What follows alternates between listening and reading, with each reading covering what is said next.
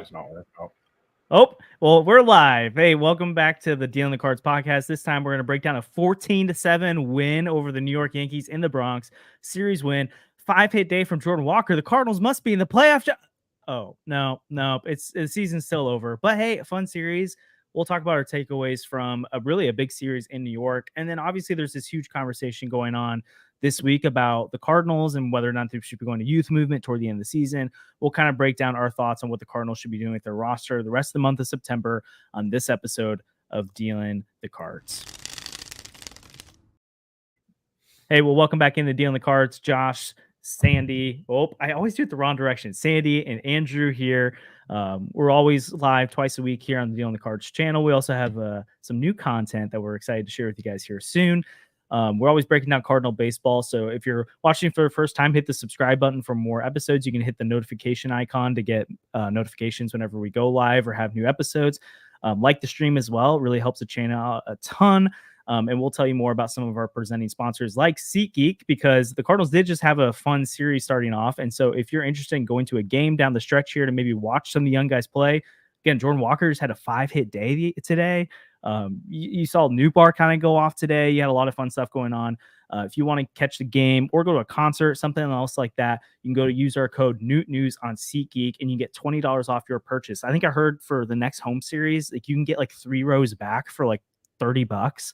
So like you and a friend could go and be in like the third row at Busch Stadium with no one else there. But hey, it'd be good seats for really cheap. So use our code NEWTNEWS if you want to do that as well. But Sandy, I have a new comp for you. I'm going to go and share it off the top because I feel like you're probably really optimistic after the series. Feeling good.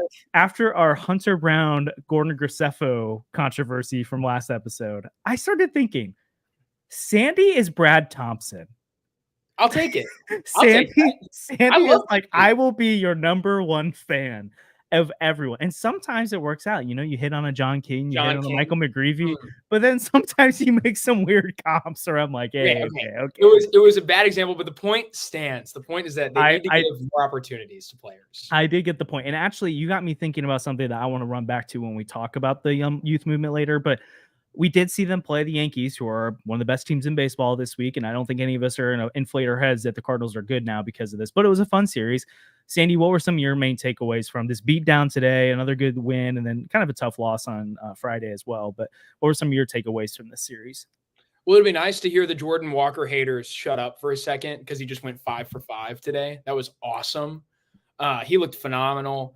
The offense just looked good. Today, the offense had 8 extra base hits. Like, that's not something we've seen from the Cardinals much this year. They slugged, and they slugged against good pitching. The Yankees have one of the best bullpens in the league. And while this turned into a rout, it wasn't a rout the whole time. The Cardinals ended up blowing the game at one point, let the Yankees back into it because they were up 7-2, if I'm correct. And then eventually they let the Yankees tie it up 7-7. So the Yankees were putting in legit relievers. It's not like we were seeing guys from the end of their staff. And the Cardinals were able to slug against them, get some stuff going, ended up scoring 7 runs against the Yankee bullpen. Like, it was a great day. So I think that's something that we should all be really, really happy about. So, yeah, Jordan Walker and then the offense as a whole. This is what we really wanted it to look like. Top to bottom, everybody contributed. Everyone that started the game had a base hit today. And the Cardinals combined for, 21 hits today? That's got to be a season high.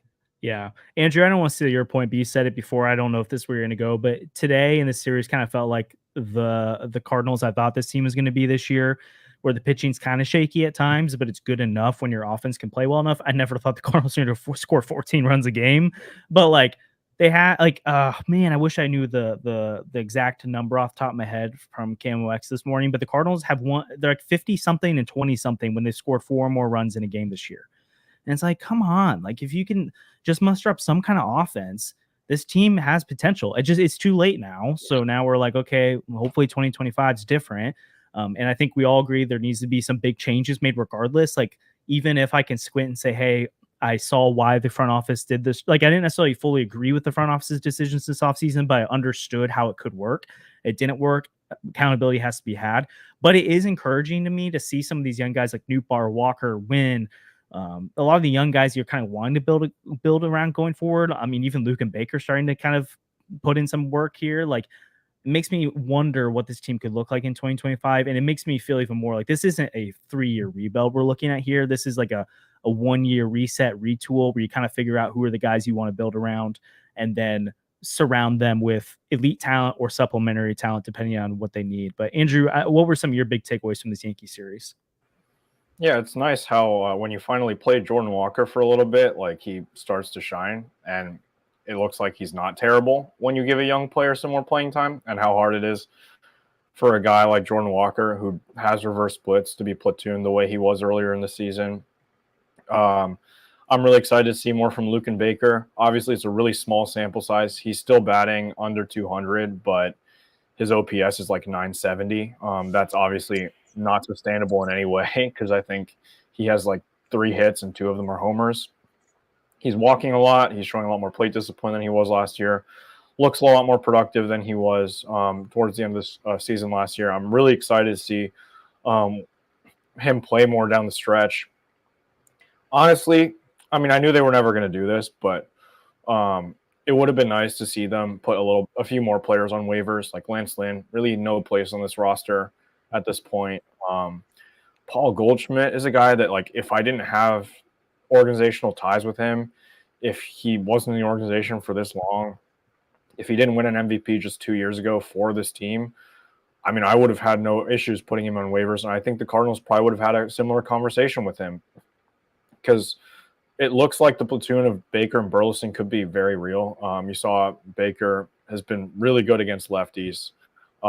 Platoon him with Burleson, who really can't hit lefties at all. Obviously, Burleson seems to be a piece that you want to build around long term, and Baker may be just a 1-year stopgap. But while Burleson continues to improve and learn how to hit against lefties, just having Luken Baker in there who rakes against lefties would be great.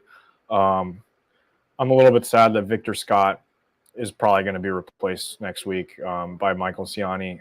I think Scott, playing the guy with much higher potential and basically has been the same player that Siani was, it doesn't really make a lot of sense, right? Because you're not really going for a run, and Siani doesn't produce that much more than Scott does at this point. We're not talking about Victor Scott in April. We're talking about Victor Scott in September, who's been really quite a productive player. Now, if Victor Scott could bunt as well as Siani could, didn't like grounded the force out that he did today, doesn't like pop it out, foul, bunt off as often as he does, that'd be really nice. But you're only going to do that with more reps, right? Because Michael Siani's been around a lot longer. I want to see the rotation come together in the coming weeks. Steven Matz is probably going to get a shot. I don't think they're going to remove Palante from the rotation, but it would have been nice to maybe part ways with Lance Lynn because I think he's ready to come back in the coming days. I just want to see what this team has for the rest of the season because I'm a lot more hopeful for next year than I was maybe a week ago. Yeah. And we'll get more into, because I'm even seeing the comments right now, a lot of conversation about some of the young guys or like Siani versus Scott, all that kind of stuff. So we'll definitely get into a lot of these specific situations, really in the first base, center field, rotation, some of the prospects that are in AAA or either, well, actually most of them are in AAA right now that you could potentially look at calling up right now. I do think it's, guess, Andrew, I want you to guess Paul Goldschmidt's batting average his last 7 games. Oh, he's gotten his OPS back up to like over 700, and it's been under that for the entire season. So I'd say probably like 330 for the last 7 games. 556. Oh. He is 15th for his last 27. So he's been on a rager lately, which I think is part of the reason we're seeing Goldschmidt play. I mean, go ahead. That's not great because I feel like the extension talk is going to ramp up a little bit. I am slightly concerned about that. We've seen Goldie do this a few times this year. He's had a hot week or two, and then it kind of falls back down to earth. So I'll be curious to see if that continues. I mean, if you look at his like last 15 games and 30 games, the numbers look good. Like a 333, 373, 544 slug last 15, 518 slug last 30 with the 300 batting average. But I think some of this is inflated by the fact his last 7 games have been like mind-boggling. So I think that's part of the reason we're going to keep seeing a Goldie play more. Like I think there's a world that if Goldie starts playing like he did last month, you start to see him play less and less. Because that started to happen, right? Where he was getting like a day off every series. But I do think even if they're going to play Goldschmidt, to your point, Andrew, and personally, I think at this point, like the best thing to do is to not play him because I think he's not part of the future going forward and you want to see guys there. But if you're going to do it for the sake of the points you made, which I think are not like crazy that the Cardinals are feeling that way, I do want him to DH more because I think you need to see the defense of Burleson and Baker at first base to figure out how much you believe in it. Unless you're using that DH spot day to fit in a bat like Ivan Herrera or something. Other than that, like there's not really I don't really need at bats for Matt Carpenter. I don't really need at bats for, Victor Scott's never going to DH, right? It's like he's either playing center or he's not playing. But like I don't want Burleson or Baker DHing at this point. I want one of those guys playing first base and Goldie either DHing or not playing because you need to figure out if Burleson can handle it most of the time and if Baker can be that guy a lot of the time. Because I do think it's something we're sneakily going to get frustrated by next year is the fact that like Goldschmidt's defense has regressed for sure, but he's still like sneaky good there. And we don't know what Burleson and Baker are. And it's one of those positions people just think you could throw Jordan Walker at or any player at and they'll be fine. But you can see, like, remember Jose Martinez playing first base? Like, what a time. And not in a good way. Like, so I do think you need to get more reps for those guys there. But Sandy or Andrew, like, are either of you guys open to the idea if like Goldie does have a hot September and it kind of looks like maybe it's looking good? Like, obviously we're taking into context here, like contract matters. So like there's a difference between re-signing Goldie at 20 million and re-signing Goldie at like 10 million. But if like, let's go into a world like Sandy, Goldie finishes the season hot, looks more like himself. Again, we're not going to act like he's an all-star again, but maybe it looks at least more like you're basically comparing him to Luken Baker at that point. Are you interested in bringing Goldie back, even if it means he's probably the full-time first baseman again, or do you want to just cut ties, cut it clean as much as possible at this point? I don't know. I don't hate the idea of re-signing Goldie. I just think if you're going to re-sign Goldie, you shouldn't do it because you're suddenly interested in him after having a hot September. Like, this shouldn't change why you do it. Yeah. If the Cardinals are going to re-sign him, it should be because they were interested in re-signing him all year. Because if you let this September hot streak sway you, I think that's bad. I think that's just a bad process. So, yeah, I think that if they're going to re-sign him, it should be because that was the plan all along. And I don't hate that as a plan. Like, if you want Goldie, if you think he's good for the clubhouse, whatever, that's fine. I think he can still contribute. I think that there's a really good chance next year he's better than he was this year. I also think there's a good chance that if he goes elsewhere, he's an all-star again for some reason. I just have learned to expect that. Look at Dylan Carlson somehow. So, Dylan Carlson's with the Rays, actually. His OPS plus is starting to dip under 100 again. So he's actually been pretty bad. But. Thank goodness. I was tired of it. Yeah.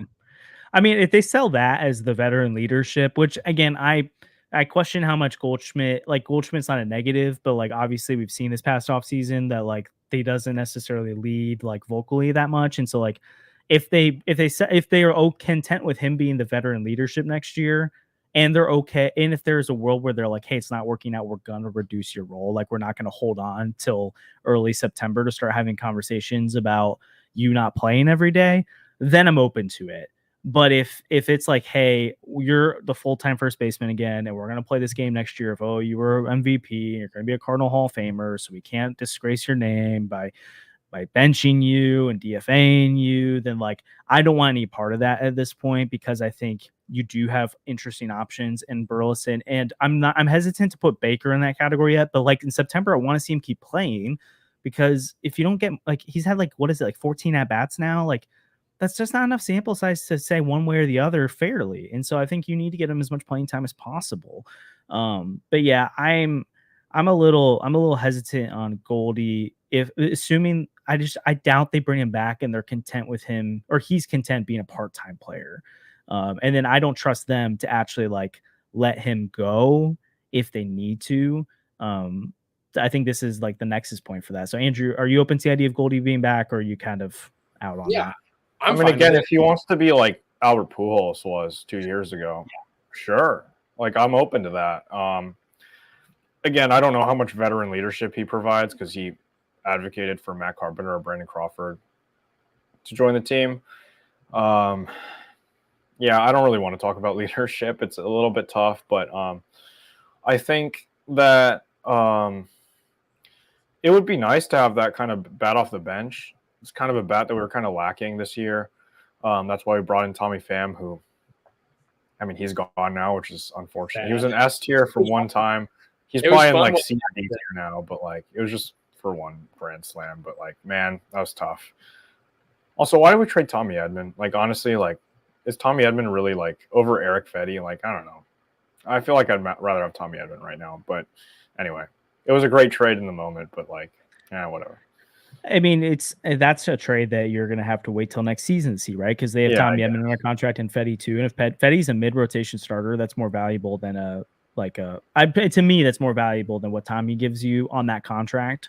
But also depends how the Cardinals build the rotation. Do they do they sell Fetty as your number 2 and they cut costs in every way possible? Or is like Fetty like, hey, we like spend nothing on a mid to back end rotation guy that we can actually utilize money elsewhere? So let's move into that young guy conversation, because I think everyone's wanting to talk about it. There's a bunch of different roster spots you can look at right now to do that.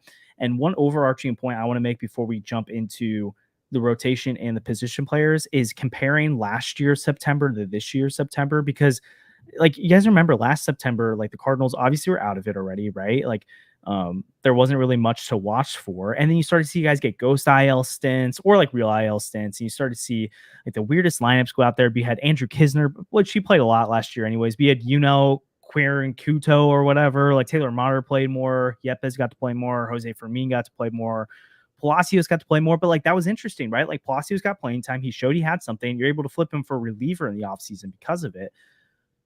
Like I kind of understood last year, like, and then on the pitching side, you had Dakota Hudson, you had Jake Woodford, you had Libby starting, and Zach Thompson starting. You had all these, and then you had veteran arms like Jacob Barnes and like, I'm even blanking. Like James Nail was in there, Packy Naughton. Actually, no, Packy didn't pitch down the stretch, but Drew Verhagen, Jacob Barnes, Andrew Suarez. You had these guys. You're like, okay, most of those guys aren't going to be here next year.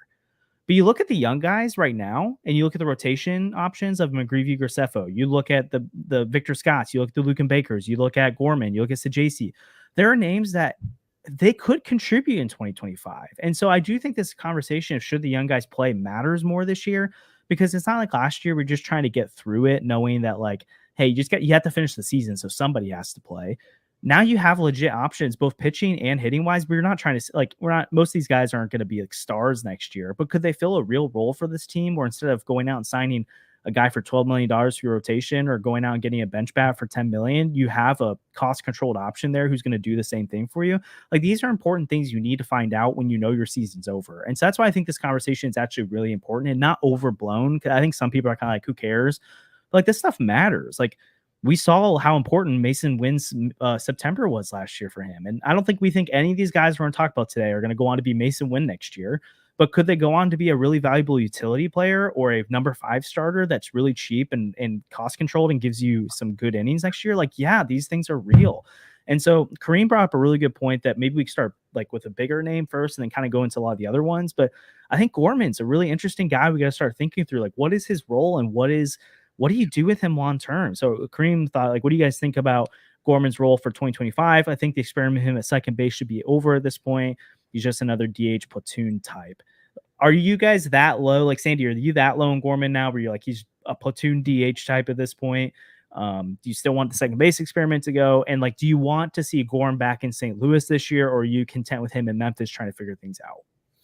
Oh, I definitely like to see him stay in Memphis and figure stuff out. It seems like he's starting to hit much better, and it'd be good for him to get that confidence level back up.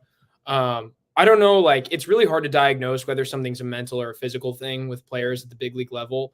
But I'm leaning towards like it was a mental thing with Gorman because I know he can hit. Like we've seen him hit, we all saw the year he put together in 2023 and it was spectacular. Obviously like he hasn't had that same kind of year, but the production was solid enough into June. And then at that point he fell off a cliff. The season numbers took a nosedive and his July was just so awful. That it was kind of just like, you hate to see it. So I don't know. I tend to think that like, I think he still has a future here. I still like Gorman. I'm still like relatively high on him as a guy who can be an impact bat at the big league level. But I think he's starting to run out of runway, which really stinks because I didn't think he was the guy we'd be having this conversation about this year. I'll say that much. Yeah, that's totally fair. Andrew, where are you at in Gorm right now? Yeah, it's tough. I want to give him some more run at second base. Like last year, he proved that he can be a viable second baseman, power hitter, like sort of type.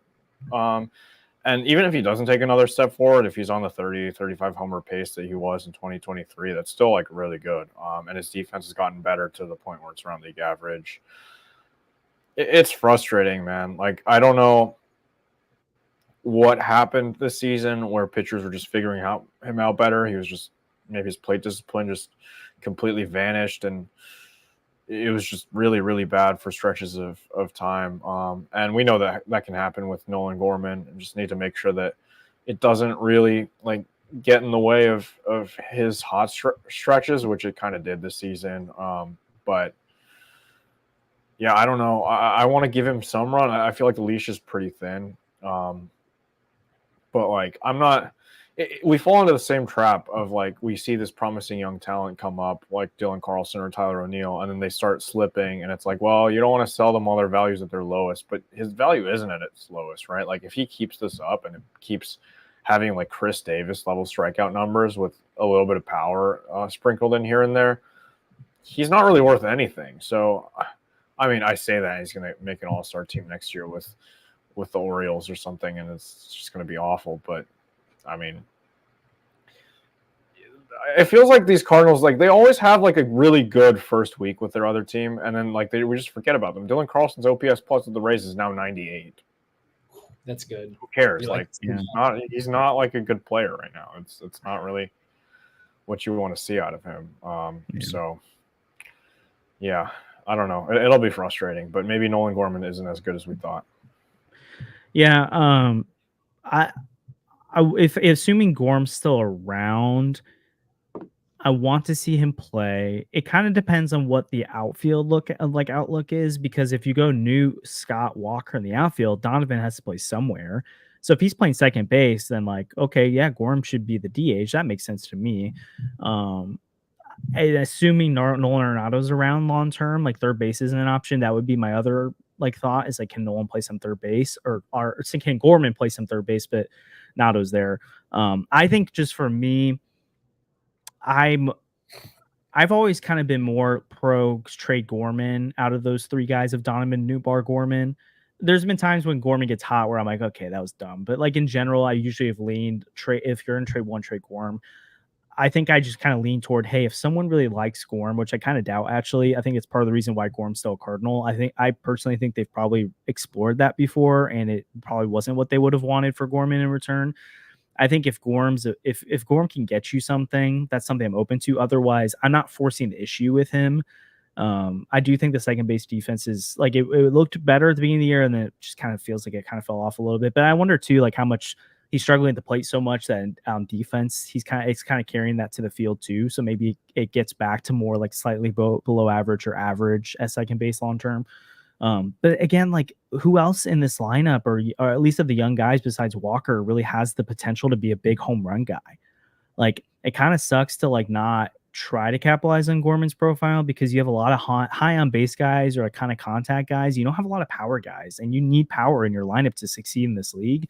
And we just know like how good this Cardinal lineup can be when Gorman's a part of it. So I do want to see Gorman finish the year in Memphis, just figure things out, come back next year, competition at second base with Brendan Donovan. And he's probably more of a DH, sometimes play second base. And then he probably doesn't play against left-handed pitching anymore. And I think until he proves it again that he can hit. And then next year is probably like a big year for him in terms of like, hey, is Gorm going to be an everyday guy? Is he going to be like a member of this core? And I think there's like a place in this league for really valuable platoon bats that can hit right-handed pitching extremely well, but then just don't really play against left-handed pitching, right? Like you've seen the Jock Petersons of the world have a really good career for that. So like, I don't think it's the worst thing in the world if Gorm just kind of finds his niche there, as like he mostly DHs, plays some second base, mostly plays against right-handed pitching. You have a lot of other power in the lineup and like little pieces, but you just don't have that like legit power due to like Gorman. And so it doesn't mean you have to force the issue with him, but I do think it'd be nice to have that bat develop in your lineup. So before we talk more about second base, because I think Thomas Ajaysi is another popular name that people want to see come up, I want to thank one of our sponsors of this podcast, 314 Sports Cards and Collectibles. 314 is located on 9640 Olive Boulevard in Olivet. They're open 10 to 5 Monday through Friday, 9 to 4 on Saturdays. They buy, sell, and trade all sports cards and Pokemon cards. They have the newest selections of packs, boxes, single cards of local players and stars around the league. And they have an awesome Instagram page where you can see all the new kinds of cards they have going on. So it's a great place to check it out. And Andrew is actually going to do a little live pack opening on the stream. 314 gave him some cards for 2 episodes ago. We did one, and then we've got another one to do. Yeah, so we got some Topps cards. I don't have the same setup. I'm not in the same location as I was last time we did this. So you guys are going to see the cards before I do, so you guys can react if I got a Shohei Ohtani autograph card in here. And if Andrew can open the pack. I guess we'll find out. Yeah, no, I got it. Okay. I don't know. Whoa, Aaron Judge. Wow. Okay. That's a good pull to start. And then Spencer Strider. That's pretty good. Okay. Oh God. That's perfect. Oh no. Shota. Oh my gosh. Andrew, you need to make a reel of all your takes on Shota from this past year. What is with this set? It's like all good players, Rafi. You're awesome. Oh, Jackson Merrill. That's nice. That's a cool rookie. That's a good rookie. He's legit. Hey, do you think he's going to win the Rookie of the Year over Skins? I feel like the hype's moving in that direction. Oh, even another one. I thought it was just one. Yeah, I got 2. Jackie, another one. All right. Let us know in the chat if you collect cards or not. Aaron Nola. Could have been a Cardinal. Also could have been a Cardinal. These are awesome cards. Austin Riley. Did they juice you? Have you got a bad card yet? Oh. Jason Dominguez. Dude. What is happening? Oh, there we go. A bit of a mid card. It's mid. Yeah. It's a rookie, though. Hey, if you want really cool cards, go check out 314, okay? Yeah. You might get a pack like Andrew. Yeah, because if you like opening... We'll go for one of these. You might get Shota. If you like opening her packs, it's fun, but they also do those single cards too. So if you're looking for a specific older card or newer card, you can do that as well. So thanks 314 as always for sponsoring the podcast. And again, want to thank our one of our sponsors. Yes, and I want to thank SeatGeek as well. Again, we talked about earlier, but tickets are really cheap right now. So if you do want to go to a game, again, you don't have to, but use our code NEWS for $20 off a purchase of $50 or more, or you can use that for concert tickets, NFL games, Mizzou games, any other kind of live sporting or concert event you can find on SeatGeek. And if it's your first time purchasing, use the code NEWS and you can get $20 off your purchase. So none of the SeatGeek money goes into Bill DeWitt's pockets, if that's what you're worried about. That's true. There you go. You gotta love those third-party apps. So JC, let's talk that. I'm at the point where I'm like, why? I mean, that dude, did you say his 20th home run of the year in AAA right now? Like, let's not get it over our heads necessarily too much with the JC hype, but I do think I want to see him get a chance against big league pitching, even if it doesn't look good. Like, I want him to get a chance to see what it's like and have to go through the ringer, kind of like Wynn did last year. And then you go into camp next year being like hoping and probably projecting that JC's your utility backup infielder who's going to fill in for Mason at short, can play some second base, especially against left-handed pitching, and play a decent amount next year. And then if it doesn't work out, obviously you can send him to AAA to start the year. Are you guys in the like, hey, it's time for JC train as well? I don't know, because I'm not sure he would get as much consistent playing time as he would need. Like, if you want a Phantom IL, Nolan Arenado or Paul Goldschmidt, then, I mean, I guess maybe, but not Paul Goldschmidt right now, because they're not going to do it because he's hot. Also, as much as we're saying that this season is dead and this team isn't going anywhere, if you look at the standings, we're only 5.5 games out of the third wildcard spot, and crazier things have happened in September. And I don't think we're going to make the playoffs. Like, I would not bet on it at all. But, like, why am I actually don't even know if I would want to make the playoffs at this point, because, like, that would just you want to make all of the bad lessons that, like, right? Because just to get stomped by, like, Arizona in the wild card round. Okay. That's what people in Philadelphia may have said a few years ago. And then they made a run to the World Series. Like, that was a team. Yeah, okay, that's fair. But, like, no, it's just not going to happen. But that was a team in Philadelphia with a core that had some really good players. And also it had some things that people said weren't working out. And there were a lot of people that were at the end of their rope with that team. And they made the playoffs. And they said, oh, yeah, we're making the playoffs. By some division winner. No, we're not making. Are we excited for some really fun September baseball, Sandy? Yeah, I don't think the Cardinals are going to make the playoffs. I'm not saying that. But I'm saying to say you don't want to make the playoffs is dumb. That's a bad take. I don't like that. You should always want to make the playoffs. Like This the is playoffs great. are awesome. Also, I don't know, like what No, bad I'm just lesson- saying for the future, right? Like, yeah, there's like a 1% chance you win the World Series if you make the playoffs, but like, I think it's higher than that. Teach the front office like all the wrong lessons about like, oh, well, it looks like we can piece together the rotation with Kyle Gibson and Lance Lynn, But I think and they then it already know will work. it's And we're not going to develop our pitchers because guess what? It worked this year, and in 2021 we pieced the rotation with John Lester and Jay Happ and Wade LeBlanc, and look, it worked again. That's what they've been doing every single year since like 2021 when they won 17 games. I think the front office has realized by now that piecing together the rotation is stupid. Josh, got them to a playoff run. I don't think that they're going to just be like, oh, this is working. But at the same time, like if they make the playoffs, I think the reason they would make the playoffs is because certain players that they need to develop, like Jordan Walker and Lars Nootbaar and Brendan Donovan, play well down the stretch. Also, they would learn some good lessons too. The Fedde trade was objectively a good deal for this team. Like that's the type of trade they should make at the deadline. I think we all agree, like MLB ranked the Cardinals as the #1 deadline winner. That was MLB Network's piece. They said the Cardinals had the best deadline of anybody. The Cardinals went out. We only have one of the players that we have. I know. And that's really funny. But and it's been like 2 weeks. The important thing is the Cardinals went out and they got what they needed to get, which was one of the best pitchers that was moved on deadline day. Like that's a good lesson for the front office to learn. And so I think they've already learned the lessons that they need to know. I don't think that like making the playoffs would be a negative thing. And the other thing is, yeah, like you should always want to make the playoffs. That's the goal of a team, is to make the playoffs and compete for a World Series. So of course, my point is, I think the team still believes they can make the playoffs, and they're going to try to make a push, and they're not going to call up JC, which I think is kind of dumb. But like, can the Cubs make the playoffs? Oh, so wait, I think Andrew, you're right, but I think the conversation we want to have is what do we think they should do? Right, because I agree. I think they're trying to make the playoffs right now, so they're not going to do that. Even though if you're really trying to maximize this roster, I'd rather have Thomas and JC off the bench than Jose Fermin. But just talking on that one.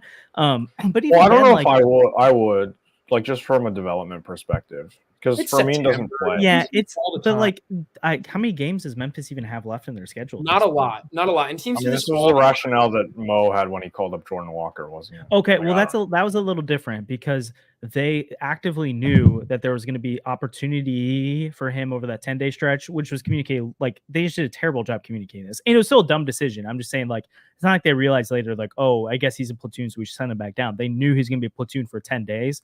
So they brought him up, sent him down. So JC's a different level prospect than Walker. I think JC's someone you can bring up for a part-time role.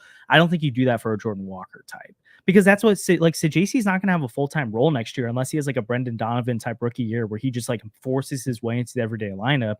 You're looking at JC as the guy who's the unilateral backup to shortstop, second base, third base, potentially corner outfield, but then also Donovan does that kind of stuff. So he kind of has to fight for playing time with him too. But I think, you kind of got to see if JC can do that kind of thing because unless you do get rid of Gorman, like where does he play every day next year? Like people are asking where does he play right now? And I'm like, that is a good question.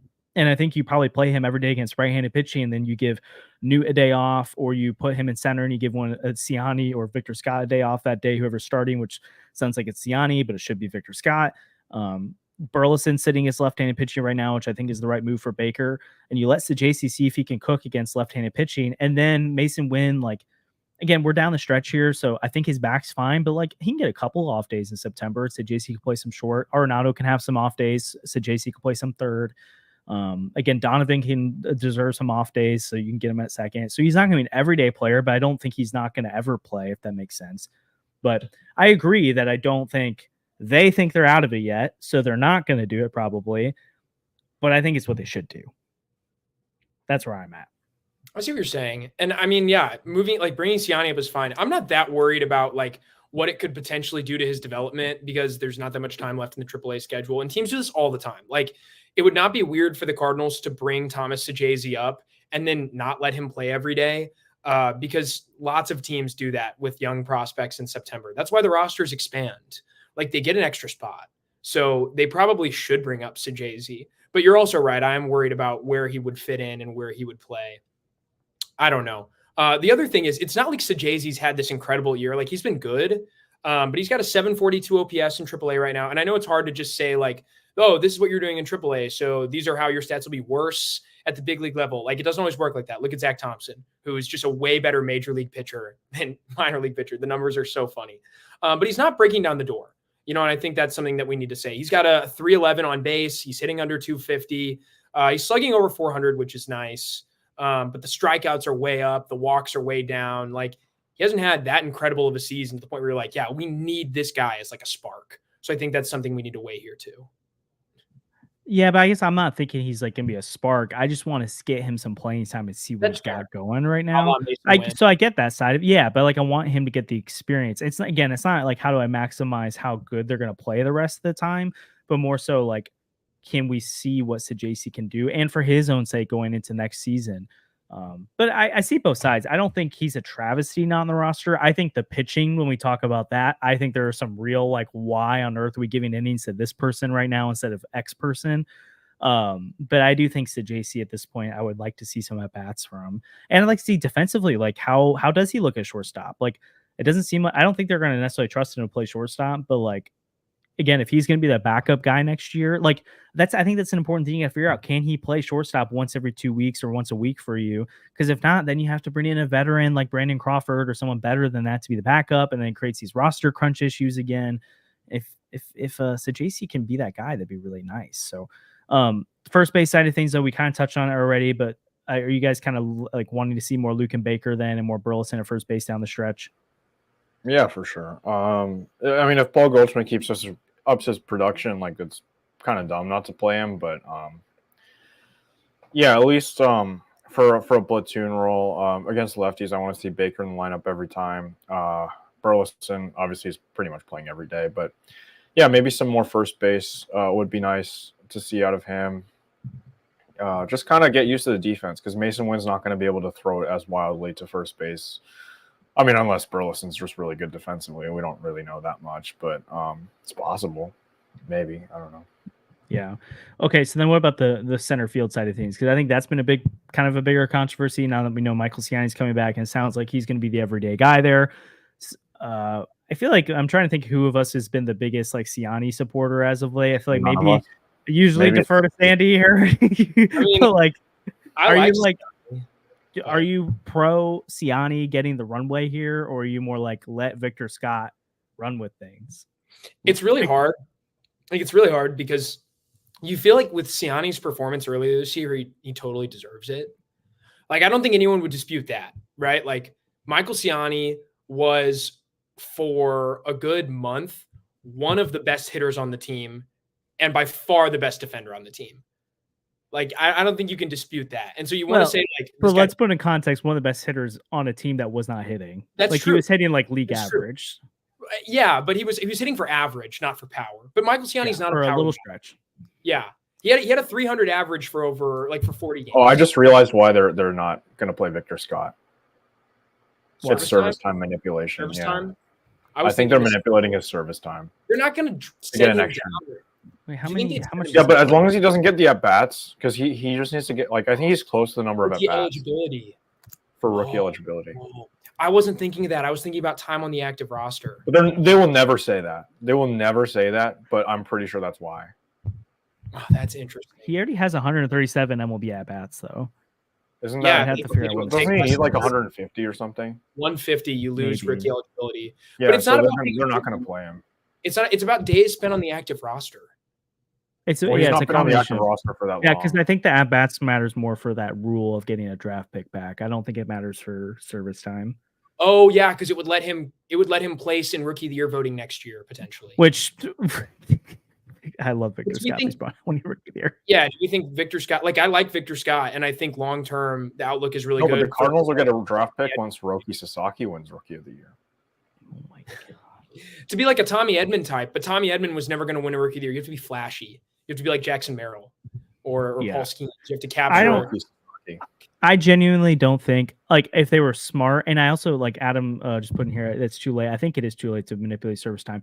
I don't think they're smart enough to be thinking that through right now. I think they legitimately just want to run with Michael Siani, which, again, I thought we were singing Michael Siani's praises for on the IL, but I think it's clear that Victor Scott has the higher ceiling, and long term, he's probably your center fielder. So why not give him the runway in September?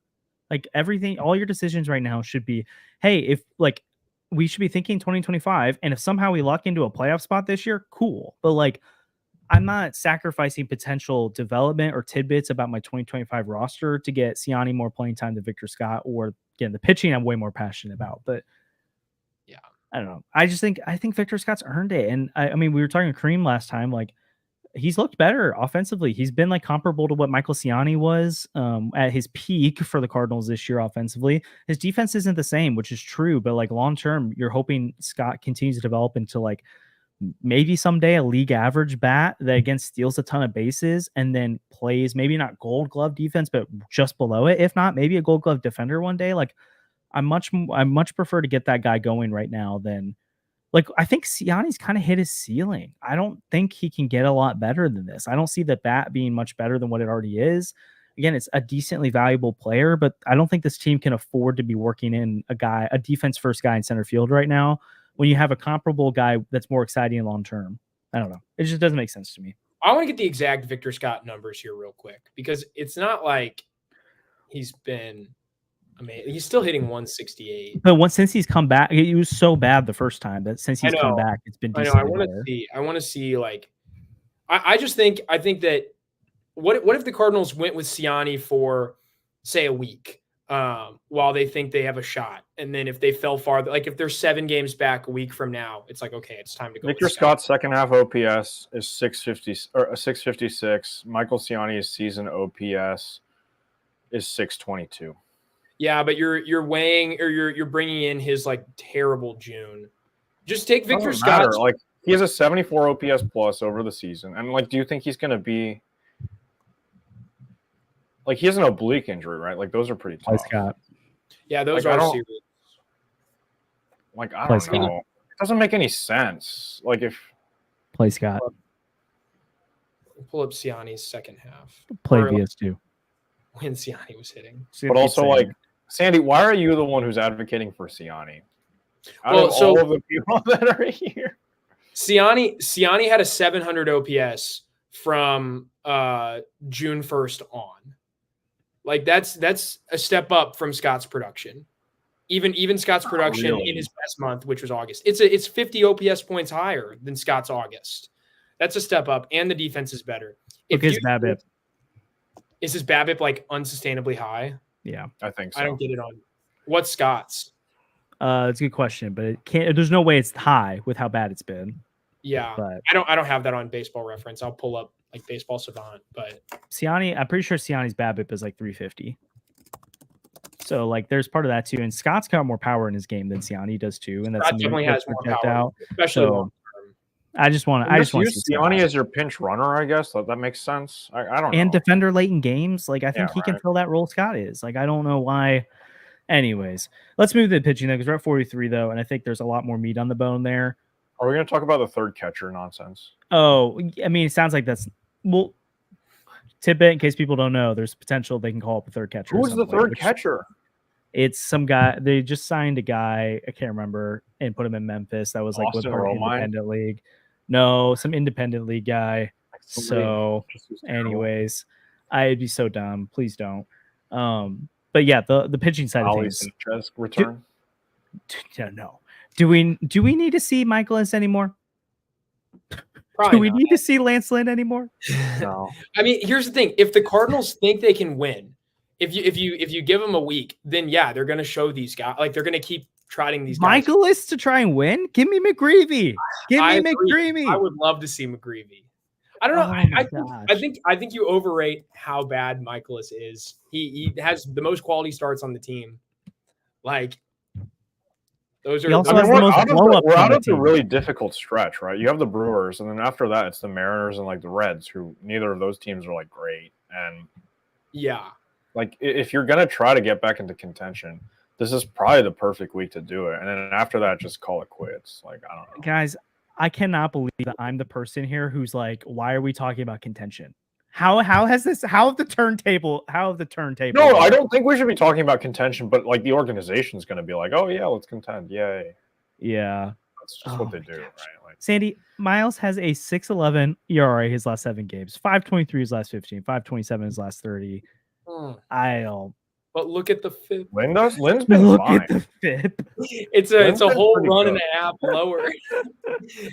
It is funny. Oh my Michaelis has a FIP gosh. of like 4.18, and it's like if he had an ERA of 4.18, we'd be like, wow, the extension was so good. I mean, it's also Yankee Stadium today, right? Like, it's not like I cannot take the Michaelis defense here. I cannot take it. I cannot. Yeah, no, he's bad. I mean, what are you going to do with him in the offseason? You're going to DFA him? I don't think They're going to have team him. does Yeah, that. they're going to have him next year. There's no way they don't.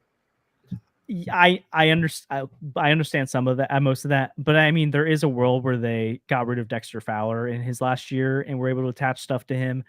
You could do something like that. But again, I want even if Michaelis is like in the bullpen the rest of the way, like I like Kyle Leahy, but I would much rather give McGreevy starts and put Michaelis in the bullpen than let Kyle Leahy have some extra innings. Horrible. Well, like, that's that would not, be worse than Gallegos. Yeah, but like that's where I'm like, if you can't put him on the IL and you can't demote him, I'm like, hey, dude, sorry, like you haven't been good enough. Go in the bullpen. You're making 18 million a year, so don't cry about it. Can we trade him back to the Giants? For the Japan Giants? What if Yomiuri Giants? Yeah. If they'll take on that contract. What if after this year you feel confident enough in a not Kyle Leahy, you feel confident enough in a Michael McGreevy to be your number 5 starter and Pallante to be your number 4? Like that totally transfer. Eric Fetty's your 3, Sonny Gray's in that rotation. It's like, whoa, you've got a lot of money to spend on this rotation right now. Yeah. Again, that's not a lot of depth there. So you really have to trust like Quinn Matthews to be ready at some point. You have to trust that Kloffenstein or Robersa or Graceffo or some of these guys can maybe fill some innings, but I think you need to see what you have in these starters. It goes back to that conversation earlier. We're not talking about Drew Rom here. We're not talking about Dakota Hudson here. We're talking about guys that could be something next year. And even if McGreevy ends up being your 6, well, you need to know that he can be that guy who gets plugged in next year. I agree. Also to go to Miles Michaelis again here, out of all active starters in baseball, he's the 2nd worst ERA this year, only to Patrick Corbin. And he isn't eating the innings like he did last year either. Last year he got hit 200. He's at 150. So like I guess he'll hit to like 170-ish, like maybe 180. But I mean, he's got the thing. We're just make him hit 200 innings. Like every time we've lost the game, just throw him out there.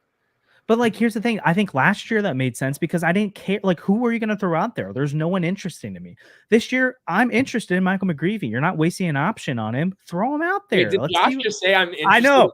I can't believe I'm saying it. What world are we living in? I'd rather see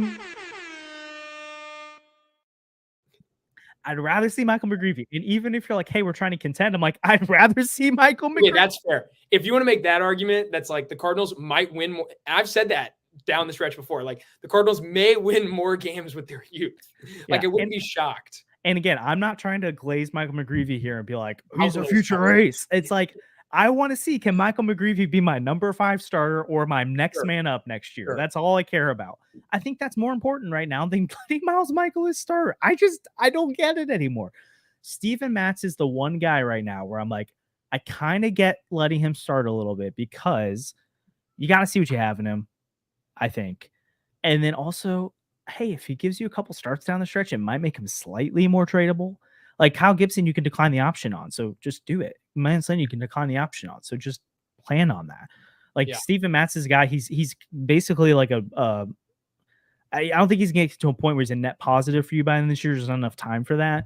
But I don't know, could a pitching needing team convince themselves that you eat $5 million of it, and then you basically get to shave $7 million off your payroll next year? Like that's something. Or he's a reliever for you. So I kind of get letting him start. I'd rather him be in the bullpen though.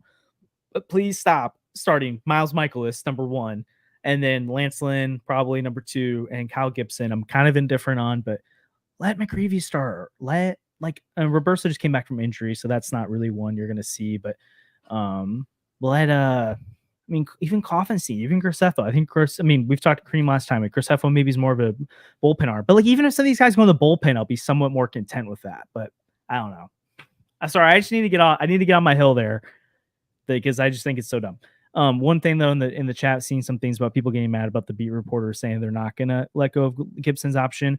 I think that's fair. Like they're standing in that stance because that's what they know. Like we're talking about what should happen. Like that's not their role. Their role is to report what's happening, and they're gonna pick up Gibson's option. It's pretty clear on that. But so I'd rather than not. I'd rather them not to. But is there any other young guys or like veterans you're kind of done seeing? Like young guys you want to see, or veterans you're kind of done with at this point? I don't know. Some of the relievers I'd like to see more, but it is what it is. Fair. I'd like to see more. Like I think they should. If you're out of it, give Kyle Leahy some high leverage spots. Like see what you've got. You know, if you're out of it, give Matthew Liberatore some bigger spots too. Let John King close some games. Please. Did you watch him today? Yeah, it's not his best today, but you're right. He has been good. He's had a great year though. I would say name a Cardinal who's had a better year relative to expectations than John King. Name someone else who hit their 100th percentile. Okay, fine, maybe. Alec Burleson was going to be like the 5th outfielder. Okay, but Alec Burleson's numbers on the season, while they're encouraging, they're not like they've fallen off. And his defense is just bad. Been good. Like John King has been like a fine reliever. I don't know. Okay. How many home runs does Burleson have in the second half? Not like a lot. 2? He's tailed off. The power numbers are I think he hit 20 before the All-Star break. Maybe he was 19. That's wild. Ryan Fernandez has been better than John King. Yeah, compared to expectations. But we had much higher. Yeah, we had higher expectations for like John King. Ryan Fernandez was a Rule 5 pick. What expectations do you have from him? I think higher than John King still when he came over. I think there was more hype with him than there was with King. But Fernandez has been like a high leverage guy. Like King's like he's like more middle reliever. I love Fernandez though. Yeah, Quinn Matthews. Come on, have yourself a year, my dude. Yeah. Shota Imanaga, at least for me. Ryan Fernandez has a like higher ERA than John. Yeah, he has been pretty bad the second half. But I mean, I'm curious how much that's fatigue and like the fact that he's thrown 56 innings this year. Like I'm curious. I'm gonna look at his minor league splits real quick. Has he? Oh my gosh, yeah, he's never thrown more than. Oh wait, never mind. This is not correct. This is definitely his career high. He threw 43 innings in 2021 or 2019, sorry. But every year since then, it's been 36 innings or below. So he's 20 innings over it right now. Wait, for who? For Ryan Fernandez. Oh, yeah. So I've just been curious how much of this is gassed. Yeah. The young relievers have had a great season. Like, that's a huge bright spot for the team. And going into next year, the Cardinals have to feel like they have one of the best bullpens in the National League. Yeah. Maybe we can round out the conversation like this, because by the time Wednesday comes around, it's like this team could be gotten destroyed 3 games in a row again. But I mean, it's the Brewers, right? Josh, the Brewers aren't that good. I agree. I don't think they're that good, but I got cooked by them this year in my prediction. So Andrew, let's go Andrew Sandy, and I'll get mine and we can finish out today. Again, if you're watching now, we really appreciate the support. Like the stream, subscribe, helps us out a ton. Again, throw some chats in here too as well if there's some things on the back end. But I think we'll wrap up with this. We kind of alluded to it pre-show, I think, but I want us to talk about it as a finishing topic. Andrew, how much, or I guess we kind of alluded to in the Yankees thing, how much, I'm trying to think how to ask this question, but basically I'm alluding to like, it's like the series looks like the Cardinals we thought they were this year. Is there any chance that this Cardinal team down the stretch can prove to you that they're better than what this season was? Or do you kind of think they like, okay.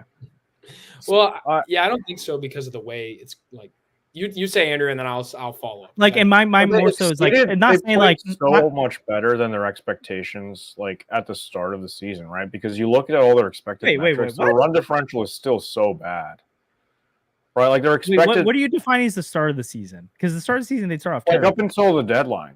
Oh, I got you. Right, because right now they're expected to be 63 and 74, which is like, I think prior to this game where they outscored the Yankees by like 7, it was close to the pace of 2022. So like this team, by all accounts, looked just as bad as it did last year. The bullpen was just better, so that means they won a little bit more games. But it's still just as disappointing. And honestly, like we put a poll out like last week, and it was something along the lines of which team did you enjoy watching more? And like both teams have been painful to watch, but like 2023, at least sometimes you'd blow a team out, right? Like today, you kind of blew the Yankees out, but it was really close. But like you would blow teams out in 2023. Like some of your wins were blowout wins, and that was more fun. But like this Let me- team just isn't Let me showing reframe me. the question. Because I don't think it's as much. I'm not saying like that we rethink how the season was. I'm saying more so like coming into 2025. Because like right now, like if the season ended a week or two ago, it's like the offense is horrible. You can't trust any of the bats. The pitching's horrible. Like everything is good. And I'm not saying that like you shouldn't make substantial changes, but like can the offense this month, Andrew, make you think, oh, this offense actually could be more like we thought it was going to be this year, next year. Like it could be more like a top 10 unit. Or you kind of like, there's nothing this team can prove to me at this point. It's anything but how bad it's been. Does Well, that make Jordan sense? Walker can continue playing like he did this series, right? Like he can continue being really, really good, and that would make me really encouraged for next year. But Okay. also, Jordan Walker was really, really good at the end of last season, and it didn't end up well this year. So Yeah. my expectations are going to be tempered a little bit. Lars Nootbaar, again, he could play as well as he has the last like week or so, and I'd be really excited. Brendan Donovan could be great. I don't think Nolan Gorman's coming back up this season, if I'm being honest. Yeah, I don't either. But like, yeah, you can show me that Arenado can go on a heater, and we can be like, okay, we like what we have, right? Like yeah, that's a Mo quote. Not like that, but like we can be more optimistic and be like, they're not going to be a bottom 5 unit in the National League next year, right? Yeah. But am I going to be on here saying like that would be like a bold prediction to say that they would be like a top 5 unit in the National League next year offensively, just based on the performance from this year, based on all of that. Yeah, But I was thinking more like because top even 5 was our bold prediction for this year. I'm thinking more like top 10, So- top 12 kind of lineup. no, like in the National League, top 5 in the National League. Oh yeah, I get you. So like if Jordan Walker has like a 950 OPS from here on out, and he's like really, really good, not 950, like 850. And Lars Nootbaar's OPS is like 790, and Brendan Donovan's OPS is like 780, and Arenado's OPS is like 820 for the month of September. I'd be like, yeah, small sample size. I'll take it with a grain of salt, but it makes me feel a lot better than if they just bottomed out completely. Yeah. Sandy, is there anything this team could do to prove to you that like the expectations of who's still around next year should be higher than what we saw this year? Yeah, I mean, the team as a whole could win more games, and I would be more optimistic. But individual, like when you break it down and you think about individual players, I'm not sure who really could flip the script on their season. Like that's kind of what I'm sitting here thinking. Like I don't really see. There's nothing that Arenado and Goldschmidt could do to make me say this is a success, right? Yeah. There's basically nothing they could do. Like short of the team making the playoffs and them having like a big moment in an NLDS or something like that. Like there's nothing they could do. And LDS is bold to assume that we would even make it that far. Well, that's what I'm saying. That's what I'm saying. Like there's nothing they could do at this point. As for like young pitching, sure, that could change something. Like if Michael McGreevy came up and made 3 really good starts to follow up on his 7-inning masterpiece earlier this year, like that would be awesome. And that would get me really jazzed up about him being your 5th starter next year. But then Or Mo like would if- be like, actually, he had a 2.15 ERA through the last 4 starts of the season. He's our number 2 starter next year. That's what Mo would say. Maybe like Eric Fetty could pitch really well, and I'd be more excited about him next year because he's just been. I forget Eric Fetty's a Cardinal. Does anyone else have that? Like, what other like big trade acquisition have you like forgotten exists? Like Randy Arozarena. He hasn't been bad terrible. enough. Well, but like I'm talking about for the Cardinals. Like he hasn't been bad enough for okay. us to be railing on. Like I can't believe they traded for Eric Fetty. Well, I forgot Sean Armstrong was a Cardinal because he's only here for like a week. Well, exactly. But he didn't matter. Like Fetty hasn't been bad enough, but he also hasn't been good at all. So it's like 5 innings, 3 runs every time. You're like, this sucks. Yeah. So, I mean, maybe he could pitch well or something.